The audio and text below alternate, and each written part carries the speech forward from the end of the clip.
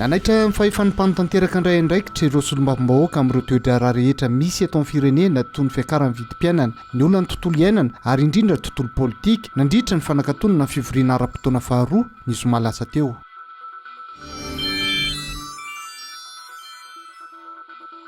Anahirana ireo tantsaha ary ampisokorotana eny amin'ny tontolo ambanivohitra ny lalàna vaovao ifeny tanin'olon-tsotra tsy vita titra hoy ny fikambanana ny tantsaha sy be ny tanàna sasany. Isan'ny tena mitarika ahia ny fiverenan'ny tany amin'ny fanjakana ny tsy heverana ho tompony izay nitoetra ila teo raha ny filazan'izy ireo.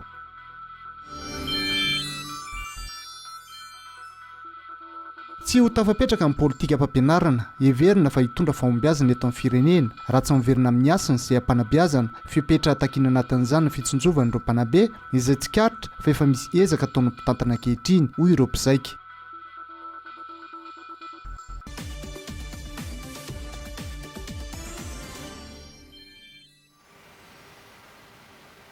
Miraba tompoko lasy tompoko vavy manasa antsika indray hanaraka amin'ny fampahalalambavao eto amin'ny fahitalavitra viva amin'izao alina izao hanomboantsika ity fampahalalambavao ity moa dia vaovao avy anivony antemy miram-pirenena ny farana ny zoma lasa teo ny fivoriana ara-potoana faharoa ireo antemy mira rotonta ho an'ny antemy miram-pirenena volavolan-dalàna sy tolo-dalàna ary tolo-pe-kevitra mitotaly 3 no nankatoavina nandritra ny fanakatonana ny fivoriana no nanairiny antemy miram-pirenena ny gouvernement indraikitra amin'ireo toedra raha rehetra misy eto amin'ny tanin'ny Repoblika Madagasikara. Sa Sylvain no hitondra ny andiam-baovao. Mitaraina ny tany ankehitriny, karakaina sy ringitra izy ary ory rano noho ny nataontsika ihany. Doro tanety sy setroka ary fandripahanala ny setratreta nataontsika nandritry ny fotoana naharitra mizaka ny vokany isika ankehitriny ka mila mandiny tena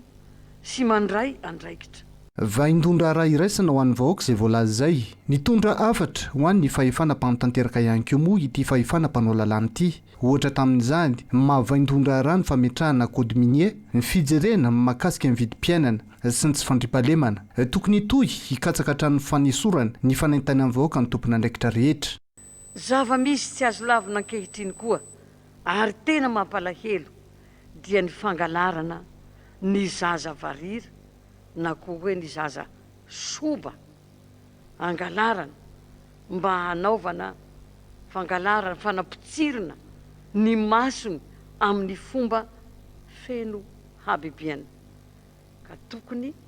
ho hentitra ny fampiharana ny sazy amin'izany satria ireo moa dia tafiditra ao anatin'ny lalàna ny vol d'organe ihany. Miroso amin'ny fanotanterahana amin'ny velorano filoham-pirenena raha ny nambarany ny antemy miram-pirenena hitantaratra amin'ireo asa mizotra ary ireo asa ho avy ao anatin'ny teti-bola no lanian'ny solombavombahoaka tafiditra anatin'izany ny famahanan'ny olona ankere sy ny fanorenana fototra-vitrasa maro isan-karazany. Tsapa koa fa nampitombona ny teti-bola mba ho fanatanterahana ny velorano fahafolo momba ny fiarovana ny tontolo iainana. Tsara apatsahivina fa ny filoham-pirenena malagasy dia nanao fanambarana lehibe mikasika ny fahavononana hiaro izany tontolo iainana izany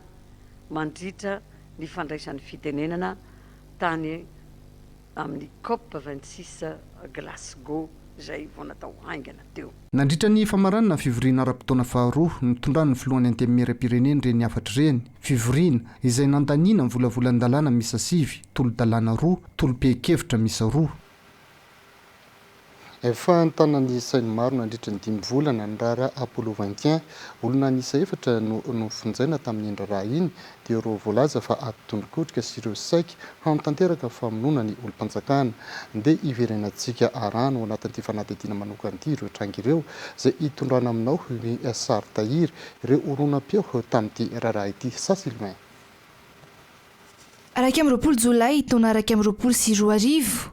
nampahafantarina ny be sy ny maro ny vaovao tamin'ny alalan'ny mpampanolalàna ambony fitsarana eto Antananarivo. Nisy ny nikasa ambony filohan'ny Repoblika, ny ministra teo aloha Ravalomanana Richard, ny ministra Pernas Azo Andriananarivelo, Norbert Lalatsiraonana, ary mamravatomanga fa omaly talata 20 jolay taona 2024 dia nisy teratany malagasy sy vahiny maromaro no voasambotry ny mpitandro ny filaminana. Araka ny porofo ampelantanana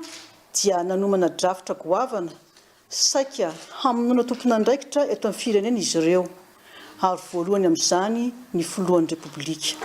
Ny talata 20 jolay tokony tamin'ny iray ora latsaka fahefany naharay tatitra ara-pitsarana na renseignement judiciaire ny polisy pirenena. Misy andian'olona mikasa anankiroa tana fitondram-panjakana ary fofony ny filohan'ny repoblika Ambotra Rahaba no misy ny lehibeny. Ny andro ihany tao aorian'ny fikarohana tamin'ny enora ariva. Nanatanteraka fisavana tamin'ny trano lehibe voalaza ho lehiben'ny fikominan'ny polisy. Hita amin'ny horonan-tsary Paul Rafanobarana sy ny vadiny Voangy. Vola, basy, notratra tao amin'ny trano fonenany. Ny vadika mpanao manana tsara persa dia hoe hiaraka anao business aminay madama. Eny le vola zany taiza dia kany aminazy nateriny nampanateriny olona. Iza le olona? Tsy fantatro. Fanaterana nameny maniraka olona manatitra le vola dia zay 4 milliards 500 FMG. 4 milliards 500 000 FM 500 millions. Dia tiako tenenina aminao hoe iza zany mahafantatra ny olona manome vola anareo mivadinao sa ianao? Olona resaka hoe contact fotsiny hoe iza le contact ary name anareo ny olona io e? Tsy aloha ve aloha ohatran'ny aloha zay resaka zay andao any amin'ny birao anareo dia atao zay. Anarana faharoa François Philippe voasambotra teny amin'ny serana mpiara-manidina Ivato ny 20 jolay tamin'ny 9:10 minitra ariva. Nandritra ny fisavana ny trano sy ny fitaovana teny amin'ny olona roa voalohany. Antota taratasy maro no hita tao anatin'izany ny boky Apollo 21 mirakitra ny fikasana rehetra. Fantatra teo araka izany ny anaran'ny fikasan-dratsy. Tsy nijanona teo fa tanatin'ny solosaina sy afatra miafina no nahafantarana fa efa niparitaka ny fikasana. Nalefa tamin'ny andian'olona maro eny hatramina orinasa ny tadavan'ny Paul Rafanoarana Famatsimbola. Nandray izany ny Benchmark Group. Benchmark Group a continué,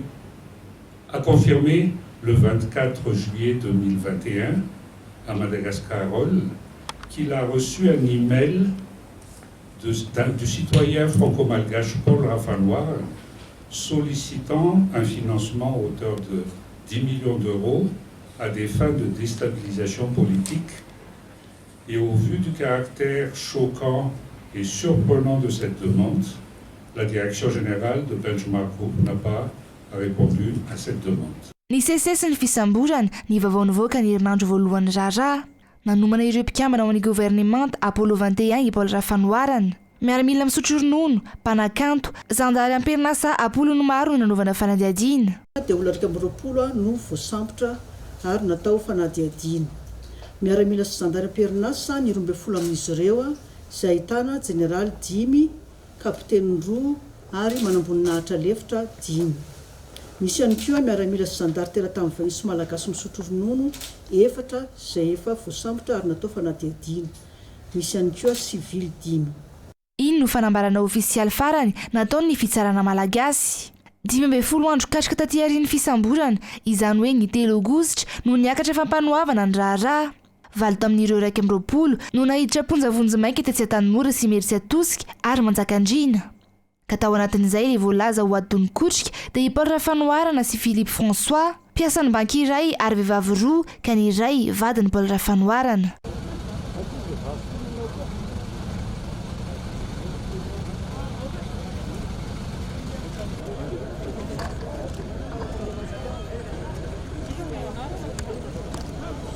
Nanao fanadihadiana lalina ny fitsarana, nangataka fanafoanana didy, fandefasana antota taratasy nady ny mpisolo vavan'ireo vororoy. 3 volana taty aoriana, izany hoe 5 volana taty aoriana ny poany Apollo 21, ny 3 Desambra 2024 niakatra fitsarana ny raharaha. Ny fiampangana dia ny fidirana anatin'ny fikambanan-jiolahy naorina ikendry anao eloka-behivavy amin'ny olona na ny fananany, nanao fikomiana amono afaty ny filoham-pirenena, nanao fikomiana andravan'ny gouvernemanta amperinasa, fandikan-dalàna amin'ny fehezan-dalàna fahamaizana miisa 5.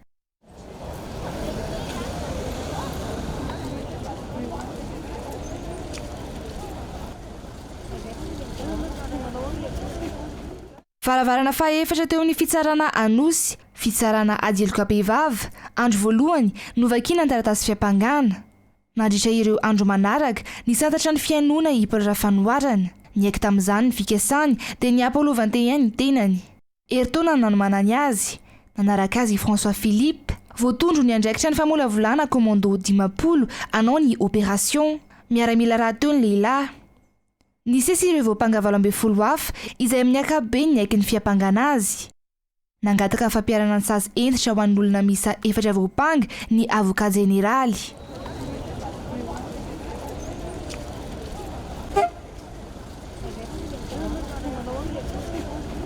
folo andro katroka nitsarana nilatsaka ndido andreo voaroroy voapanga misa 4 no nomelohan'ny fitsarana adilokapehivavy tao anatin'izany na sazy 20 taona asan-terivozina i Paul Rafanoarana sazy 10 taona asan-terivozina ho an'i François Philippe sazy 10 taona ho an'i Aina Maria Zavindrakoto assistant chef de projet Banque Centrale Madagascar niray petsapetsa tamin'ireo ataony konokonina izay nialaka tao ambadiky ny société Écran Tsara First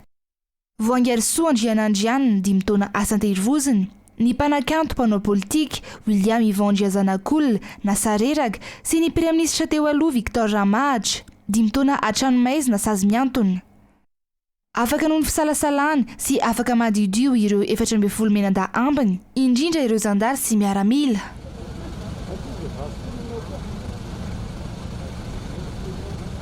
naleo tena tanteraka ny fitsarana tamin'ny fandraisana andidy trangan-javatra hita amin'ny firenekafa tahaka ireny ary tamin'ity taon'ity filoham-pirenena miisa 2 nodimandry tsy nampozina ho tonga amina fikasana feno abinany sy fitovi-kevitra sy ny entaentan-tseza misy eto amin'ny firenena sofa voasoroka ary ny fisian'ny sazy no mamaritra fa tsy tokony isintsony ny fikasana mamoetra sy feno abibiana ifofinian'ny filohan'ny repoblika sy olom-panjakana ambony hafa efa anahiran'ireo tantsary ampisy korontana eny amin'ny tontolo ambanivohitra ny lalàna vaovao ifeny tanin'olon-tsotra tsy vita titre hoy ny fikambana ny tantsasy ny ben'ny tanàna sasany isan'ny tena mitarika ihany fiverenana ny tany amin'ny fanjakana any tsy fiheverina ho tompony izay nipetra ela teo raha mivilazan'izy ireo nitaky ny fanafoanana io lalàna io moa ireto nanao fanambarana ireto sa Sylvain setra Andrianabo tandindoza ny asa famokarana eto Madagasikara antony fisi ny lalàna tamin'ny volana jona 2024 mikasika ny tanin'olon-tsotra tsy vita titre raha ny fanambarana nataon'ireo ben'ny tanàna sy fikambanana tatsa ireto farafakeliny 12 taona mialohan'ny andro mampanakely lalàna io no azo raisina ho santantanin'olon-tsotra tsy vita titre ny tany iray ahin'izy reto very anatin'io lalàna io no izany ny présomption de propriété izany hoe tsy misy fiarovana ireo tatsaha amin'ny tany ampiasaina ary tsy azo fanonerana raha toa ka alain'ny olona ny taniny amin'ny lalàna vaovao io dia manodina tanteraka ny foto-kevitra fiheverina fa tan'olon-tsotra ny tany efa nipetrahan'olom-pirenena ny fipetrahana amin'ny tany no mamorona ny karatany fa tsy ity farany no mamorona ny zofitompona ny tany eto dia lasa ny karatany no fototra hijoroan'ny zofitompona amin'ny satantan'olon-tsotra ampanahirana ireo tantsano fikarakarana taratasy ary mety tsy ho vita mihitsy raha mifanazavana ihany no lalàna io tsy mampirisika ihany koa ny fantarana ny tany amokarana misy ihany koa toerana tsy maintsy ilaozana fa tsy mamokatra intsonina tsy misy rano ny fanarana iteto ary fa tena angatahanay ny fanafoana tanteraka io lalàna 2021 06 io zay manozongozona sy manala ary lazaina aminareo marina fa tena tsy marisy intsony ny tantsahano ny amboly sy amokatra satria ny tany efa tsy anazy zany ny tany na dia efa mipetrahany razambe hatramin'izay rehefa tsy anazy io satria miverina amin'ny fanjakana io ka rehefa angataka indray izy zany afaka mangataka ihany avy eo azo ny angatahany io efa anazy ve dia ho angatahana ohatra n'olona efa nahazo vady misoratra ve dia mbola ny angatahana indray ve le vady efa tsy mety mihitsy zany izy koa eto Madagasikara no mipetraka ahoana moa izy no mbola angataka indray nefa izy efa mipetraka teo nandritry ny 4 taona angatahana indray vao afaka hipetraka hanana zoy tomban'io tany io ve izy tsy mety aminay zany tompo ny lalàna 2024 tsipika aotra 9 izay efa nolaniny antenimera rotota ary efa nazoavain'izy ireo fa tsy miverina amin'ny fanjakana ny tany tsy vita titre fa tokony hofoanina avokoa ireo ratsy mangeky ministera izay manao asa mitovy na tsy mamokatra tamin'ny asa nampiandraketina azy raha nambara ny filoham-pirenena nandritra filakevitra minisitra farany teo fa mandany volona mpanjakana fotsiny ndresana ihany koa moa mikasika ny firosoana amin'ny fampidirana zotra an-dalamby eto amintsika dia raha tsika fanadidina. Nankatoavana nandritra filakevitra minisitra farany teo ny fanafoanana ny comité national de gestion intégrée des zones côtières eo anivon'ny primature izany natao dia noho ny fironana ara stratéjika vaovao nofarita amin'ny politika akapoben'ny fanjakana amin'ny fametrahan'ireo ministera izay miandraikitra ny loharanokarena stratéjika ny toe-karena manga ny tontolo iainana ary ny fampandrosoana lovainjafy dinina miaraka ao anatin'ny fotoana fohy mifandrindrana ny fitantanana miaraka ny morontsiraka eto amintsika raha io fanapahan-kevitra io tanjona tamin'izany hoy ny filakevitra ministra ny fitantanana aradraro ny volam-panjakana nampirisika ireo mpikambana ao anatin'ny gouvernemanta filoham-pirenena amin'ny fijerena ny fanafoanana ireo ratsa mangaiky asasiny eo ambany fiahin'ny ministera kanefa efa misy manao ny asany na ihany koa tsy mitondra vokatra loatra ho an'ny ministera amin'ny fitaterana sy ny famantarana ny toetrandro dia nankatoavin'ny fanjakana ihany koa ny fandraisana tanana ny aba amin'ny fanafarana ny fitaovana mifandraika amin'ny fametrahana ny zotran-dalamby an-tanàn-dehibe eto Antananarivo toy izany koa ny fahazahoana ireo fiaran'ny ansekina ho an'ny ministeran'ny angovo sy ny akoranafo dia nankatoavina ny anavaozana ny sara ny fahazahoan-dalana samihafa eo amin'ny sehatra ny fanafarana solika izany ho fampiakaran'ireo volaloha eo am-bolohany sy amin'ny fanavaozana ny fahazahoan-dalana maromaro ny taona 2024 nisy fanavaozana farany izany nisy ihany koa ny fantaniana didim-panjakana maromaro tao amin'ny filakevitra ministra dia amin'ny mahakasika ministera amin'ny vola sy ny toe-karena momba ny famatsim-bola amin'ny BAD sy ny FAD na ny Fonds africain de développement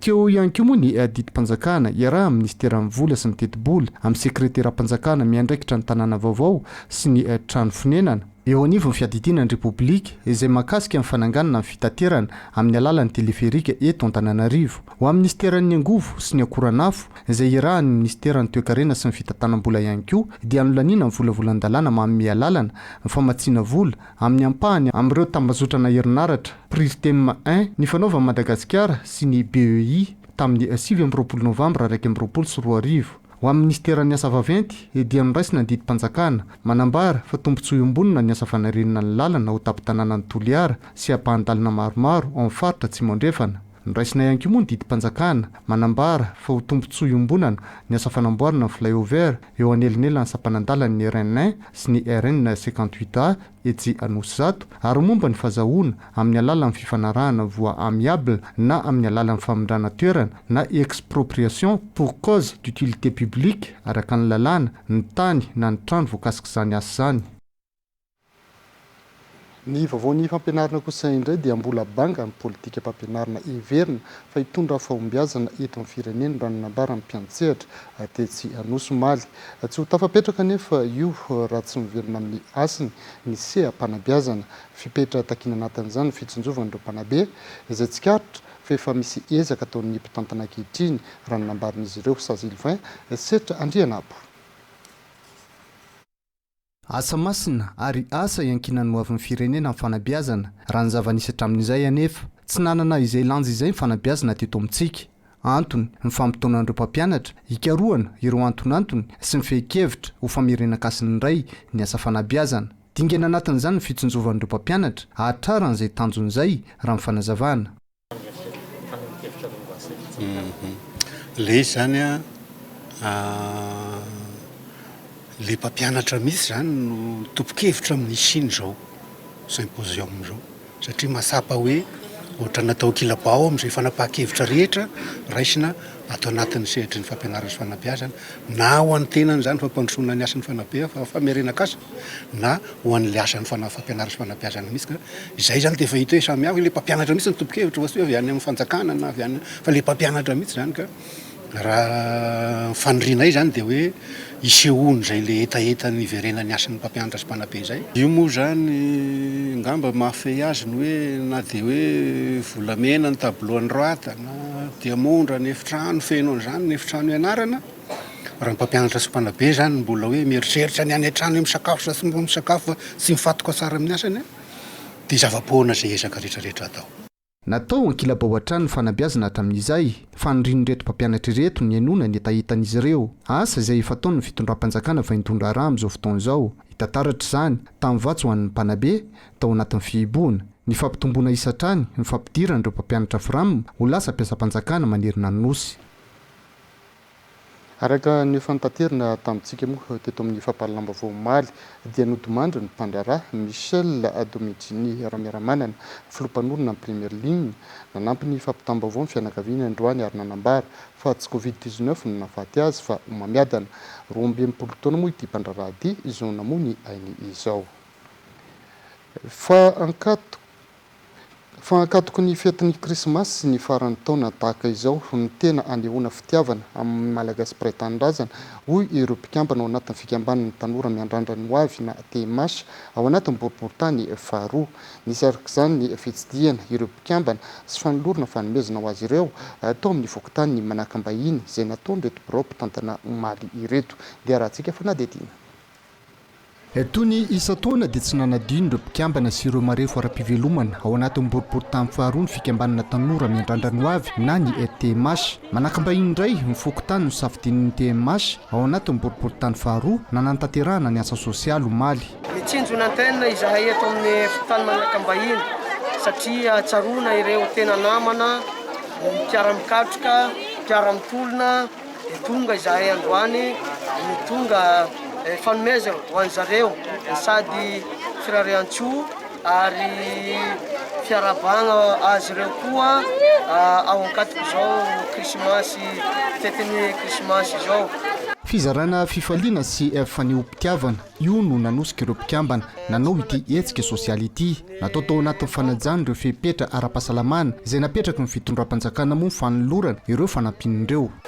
amin'izao fotoan-tsarotra andalovan'ny firenena izao dia niezaka ny bureau mba hitsidika ny tokantrano ny antenne rehetra eto anatin'ny temasy deuxième arrondissement anolotra fanomezana iarahana ifaly amin'izay fety zay ka amin'ny mampiarabelona amin'ny mampiray-tanindrazana zany zay no antony namola volana zao fanomezana zao ohatra fataony temasy deuxième arrondissement hatramin'izay nahatsapy ireo nahazo fanomezana fa tsy nanary azy ireo ny TMH na eo azy amin'ny fahasahiranana nateraka ny valina retina Covid-19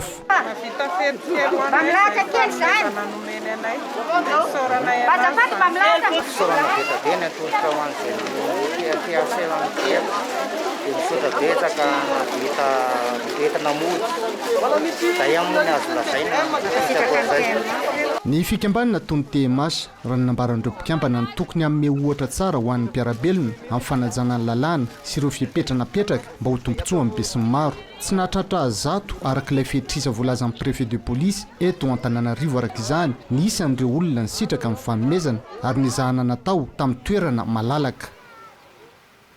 ankasitrahana isika rehetra niaraka izay tapany voalohany tamin'ny fampahalambavao teto amin'ny fahitalavitra viva izay ny tenako mametraka ny mandrapitafy indray tompokilasy tompokovavy ary manasa antsika anaraka ny tapany faharoa ny vaovaoparitra ao anatin'ity fampahalambavao ity ary azadinoina amin'ny valora sasany fity miariko feno miaraka amintsika amin'ny vaovao amin'ny fiteny frantsay veloma tompoko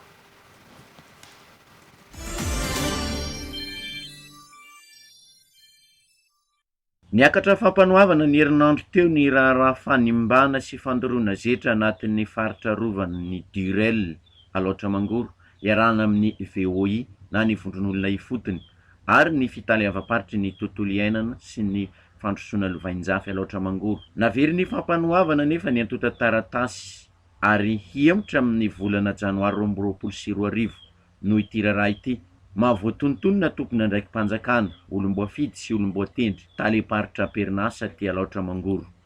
iaraha malala fa ny lalàna mahakasika ny defrisemana io resaka fanombana tontolo iainana na ny fidirana amin'ny faritra irovana io dia eloka be vava crime ozytsika ny zavatra somary mampalahelo indraindray dia tadiavana hevitra ny disqualifiena an'le izy zany hoe ampidinina ho lasa eloka tsotra le izy misy olona tokony mbola ho diferena zany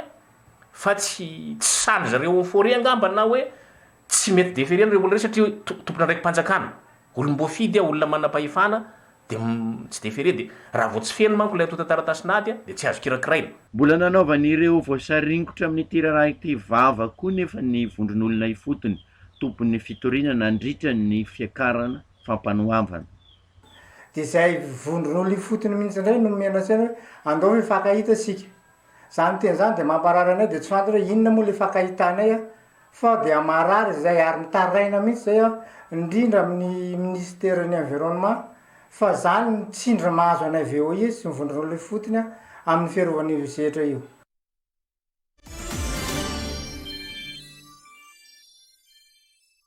Mahakasika commune atao anatin'ny faritra Alaotra Mangory ireo didim-pitsarana roa tamin'ny didim-pitsarana navoaka ny fitsarana Arabola Toamasina sy ny fitsarana Misana ny Kantombolam-Panjakana teto Ambatondrazaka ny zoma 17 Desambra teo, izay nahitana tsy fahatomombanany ny fitantanam-bolam-panjakana tao amin'ny commune Andrenivohitra Nosy-Beanala sy ny commune Andrenivohitra Moramanga. Ampahafantatra,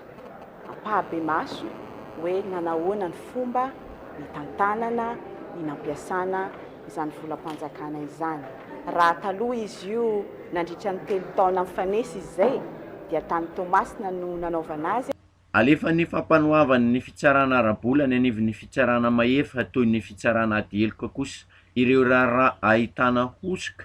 na kolikoly na fanodikodinana ny volam-bahoaka. Dia nisy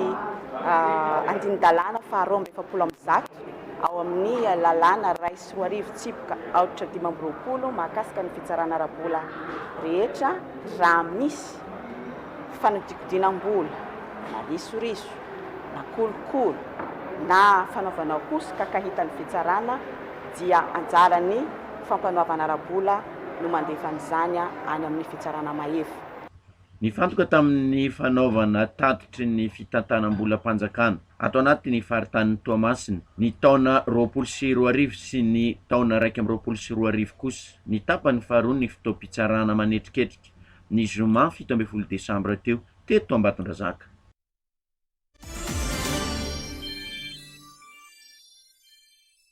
Manoloana ny firongatry ny valanaretina Covid-19 miara-mientana amin'ny fitaly avaparitry ny fahasalamam-bahoaka vakina karatra ny hôpitaly tsy miankina eto Antsirabe. Manao ny vaksiny maimaim-poana sy mandray an-tanana ny marary izy ireo ankoatry ny NMCSP sy ny toerana fanaovam-baksiny manerana ny faritra. Voalohaloha dia amin'ny dokotera dia misoroka aloha. Misoroka. Izahay zany dia ny hôpitaly international Fandranomadio zany dia manao vaksiny mikasika ny fiarovana amin'ny Covid. Manomboka latsinainy ka hatramin'ny zoma 10 amin'ny 20 hatramin'ny 10 amin'ny 2 hatramin'ny 5 ary maimaim-poana izy io. Faharoa koa dia misy olona tonga eto amin'ny hôpitaly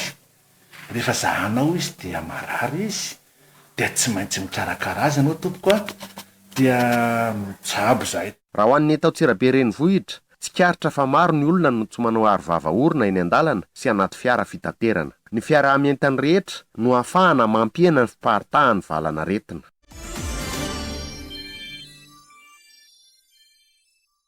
Nanaitra mifahefany mpanotanteraka indray andraikitra ireo solombavambahoaka amin'ireo toedrara rehetra misy eto amin'ny firenena toy ny fiakarany vidim-piainana, ny olona ny tontolo iainana ary indrindra tontolo politika nandritra ny fanakatonana ny fivoriana ara-potoana faharoa ny zoma lasa teo.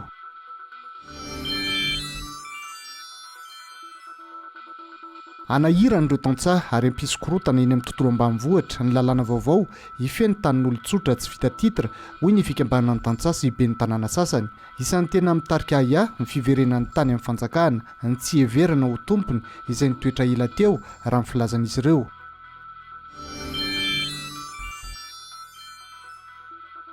Tsy ho tafapetraka amin'ny politika am-pampianarana, heverina fa hitondra fahombiazana eto amin'ny firenena, raha tsy miverina amin'ny asany izay ampanabeazana, fipetra atakiana anatin'izany ny fitsonjovan'ireo mpanabe izay tsy karitra fa efa misy ezaka ataon'ny mpitantana ankehitriny hoy ireo mpizaika.